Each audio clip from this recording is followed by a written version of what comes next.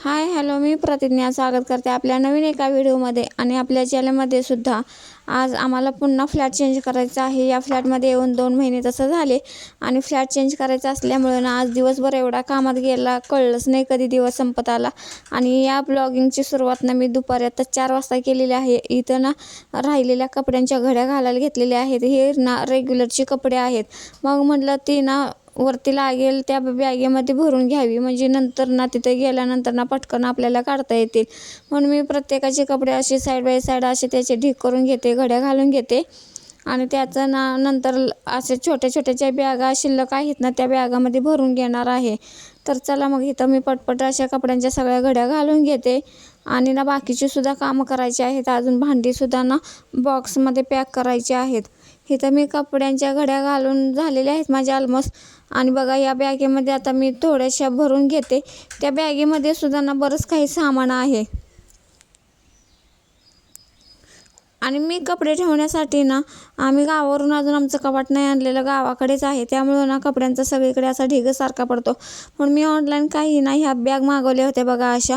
पण त्या बॅग खरंच ना काही उपयोगाच्या नाहीत. उगीच मागून पश्चाताप झाला असं वाटलं. त्या बॅग खराब पण लगेच झाल्या. तर चला मग बाकीची कामं करण्यासाठी मी अनुषाला सांगितले बाकीची कपड्यांची घड्या घाल म्हणून. आणि रात्रीच्या जेवणाची सुद्धा मला इथे तयारी करायची होती. आणि ही नाही यांनी काल मार्केटमधून कोथिंबीर आणलेली होती. तशी तर ही देशी कोथिंबीर नाही आहे, विलायती कोथिंबीर आहे. पण असो भरपूर होती. मग म्हटलं चला कोथिंबीरच आणलीच आहे तर आपण थापी वडी बनवून घेऊया. म्हणून मी इथे कोथिंबीर निवडून घेते ही सगळी.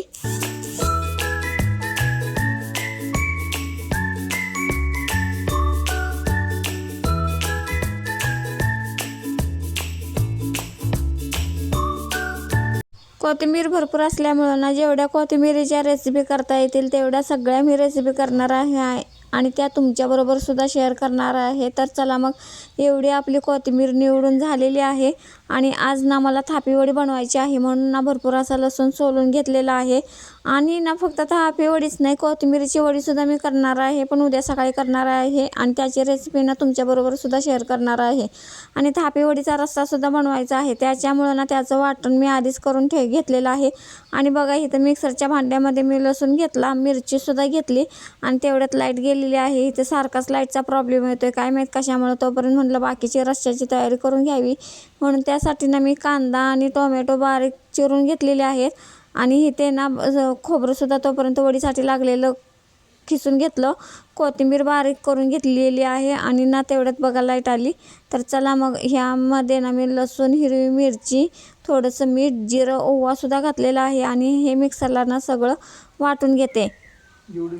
आता इथं आपलं वाटण तयार झालेलं आहे. यामध्ये ना अजिबात सुद्धा पाणी घातलेलं नाही, बिना पाणी घालता हे वाटलेलं मिश्रण आहे.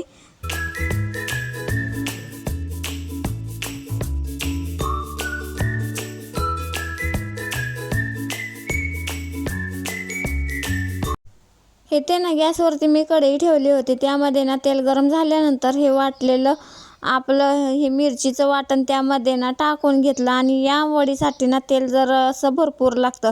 त्यामध्ये ना थोडीशी हळदसुद्धा टाकून घेतली. आणि थोडंसं वरून पाणी टाकून घेतलेलं आहे. तसं तर मी इथं ना 2 ग्लास पाणी टाकलेलं आहे. तुमचं जसं पीठ असेल ना त्याच्या ना 1.5 टाकायचं आहे. आणि त्यामुळं ना पीठ चांगलं शिजलं जातं आहे. आणि वरून मी इथं ना पाण्याला उकळी आल्यानंतर बेसन पीठ इथं टाकून घेतलं. आणि यातल्या आता ना सगळ्या गाठी अशा फोडून घेते. आणि ह्या ताटाला ना मी आधीच तेल लावून ठेवलं होतं. पीठ आपलं शिजल्यानंतर त्या ताटामध्ये काढून घेतलं. आणि त्याच्यावरून ना असं खोबरं सगळीकडे खिसून घेतलेलं पसरून घेतलं. वरून थोडंसं भाजलेलं तीळसुद्धा टाकलेलं आहे. आणि ना आता छान अशी आपली कोथिंबीर टाकली ना आपली इथं थापी वडी तयार झालेली आहे. आणि याच्या आता वड्या करून घेते.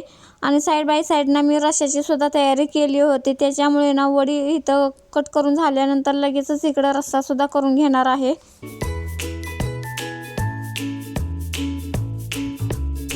आता तयार झालेली वडी या डिशमध्ये मी काढून घेतली. आणि आपली वडी करताना कढईमध्ये ना जे खाली पीठ राहिलेलं होतं ना त्यामध्ये ना पाणी थोडंसं ओतून घेतलेलं आहे. आणि त्याला ना उकळी आणून दिलेलं आहे. आणि हे पीठ ना आपल्याला ना रश्श्यामध्ये टाकून घ्यायचं आहे. त्यामुळं ना आपल्या रश्श्याला एक थिकनेसपणा चांगला येतो. तर चला मग मी इथं रस्सासुद्धा करायला घेतलेला आहे. गरम तेलामध्ये आधी सुरुवातीला कांदा टाकून घेतला. कांदा छान असा भाजून घेते. यामध्ये ना मी कुठलेही खडे मसाले नाही टाकणार, कारण गरम मसाला टाकणार आहे, त्यामुळं ना दुसरे कुठलेच मसाले टाकून घेणार नाही. थोडंसं जिरं टाकलेलं आहे आणि त्यामध्ये ना कांदा टाकून घेतला आहे. आणि हे जे रश्श्यासाठी ना मी आधीच वाटण केलं होतं ते सुद्धा टाकून घेतलं. या वाटणामध्ये ना मी खोबरं, लसूण, आलं आणि थोडीशी कोथिंबीर असं वाटून घेतलं होतं, ते टाकून घेतलं आणि ते भाजल्यानंतर ना त्यामध्ये ना आपण बारीक केलेला टोमॅटोसुद्धा टाकला. वरून जिरेपूड, धनेपूड, थोडंसं लाल तिखट, कांदा लसूण चटणी, हळदसुद्धा यामध्ये टाकलेली आहे. आणि यामध्ये ना थोडंसं आता मीठ टाकून घेते लगेचच. आणि यामध्ये ना थोडंसं आता पाणी ओतून घेते आणि तसंच आपलं मग अशी जे पिठाचं पाणी तयार झालेलं आहे ना ते सुद्धा यामध्ये टाकून घ्यायचं आहे सुरुवातीला. आणि ते पाणी ओतून घेतल्यानंतर ना त्याला एक उकळी आणून द्यायची, म्हणजे त्याला छान असं तेल सुटतं.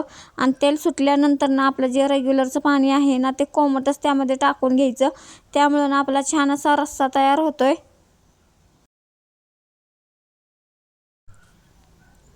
बघा आपल्या रश्श्याला किती छान असं तेल सुटलेलं आहे आणि वरून कोमट पाणी ओतून घेतलेलं आहे मी. आणि आपल्या रश्श्याला उकळीसुद्धा आलेली आहे.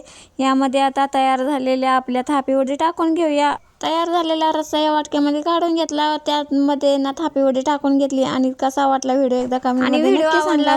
तर नक्कीच आपल्या व्हिडिओला लाईक, शेअर आणि ना चॅनलला सबस्क्राईब करा. धन्यवाद.